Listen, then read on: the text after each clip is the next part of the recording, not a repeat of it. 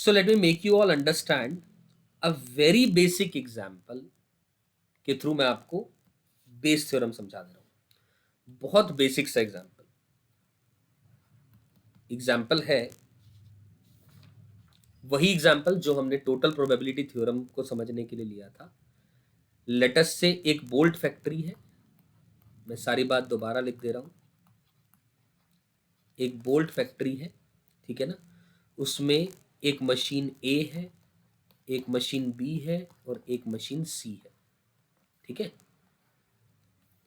तो मशीन ए जो है टोटल प्रोडक्शन का 25% मशीन ए से आता है, 35% मशीन बी से आता है और 40% मशीन सी से आता है, ठीक है ना। Of the output total output का 25% ये ऐसे आ रहा है, राइट दोस्तों। ठीक है, यहां तक बात समझ में आती है। अब हम बात कर ले उनके आउटपुट का डिफेक्टिव वन के, भाई कुछ तो डिफेक्टिव होगा ना उसमें से। तो ए जो मशीन जितना भी प्रोडक्शन कर रही है उसका 5% डिफेक्टिव है, बी का 4% डिफेक्टिव है और सी का 2% डिफेक्टिव है, ठीक है। ओके, अब क्वेश्चन है, अब किया क्या गया, अ bolt is drawn at random, a bolt is drawn at random from the products, जो भी मैन्युफैक्चर करके प्रोडक्ट आए, bolt is drawn at random from the product. If the bolt drawn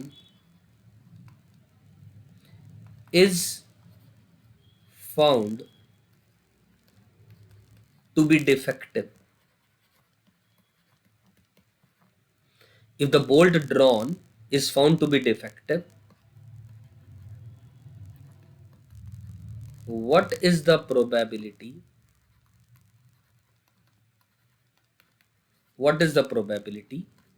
that it is manufactured, इस बात को बहुत अच्छे से समझिएगा दोस्तों, manufactured by the machine B,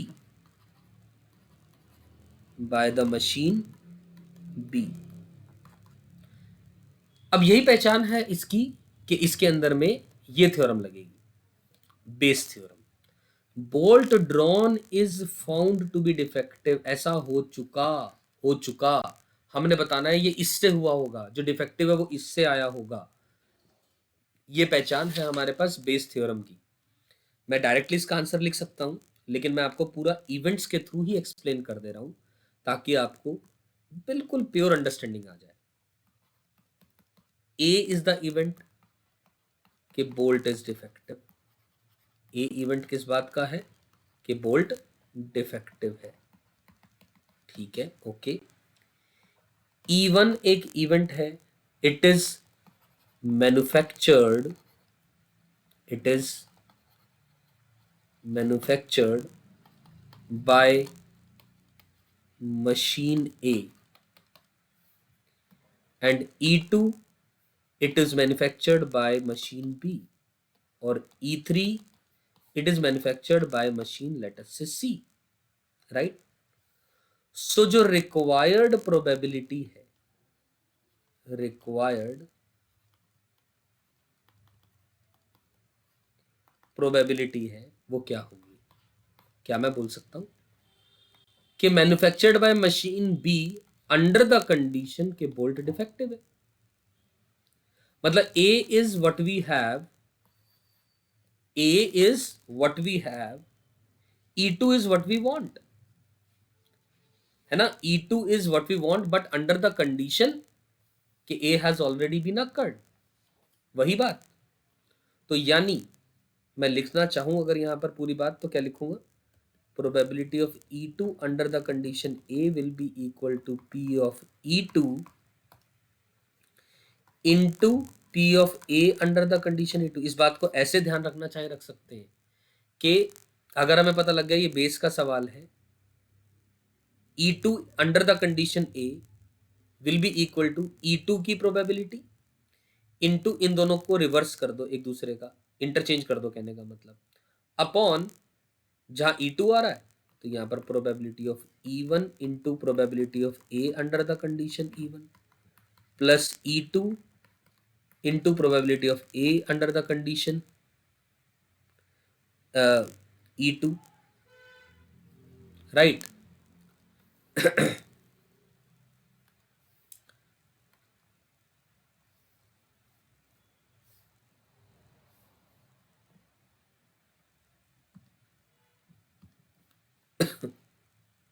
यहां तक आ रही समझ में बात। Plus P of E3 into P of A under the condition E3 has been done, right. Values put कर दो, आपके पास आंसर आ जाएगा, ठीक है ना। E2 की प्रोबेबिलिटी अलग से पता है अपने को, इसकी प्रोबेबिलिटी भी पता है अपने को, क्योंकि ये सारा कुछ हमारे पास यहाँ लिखा हुआ ऑलरेडी, ये लिखा हुआ है ना।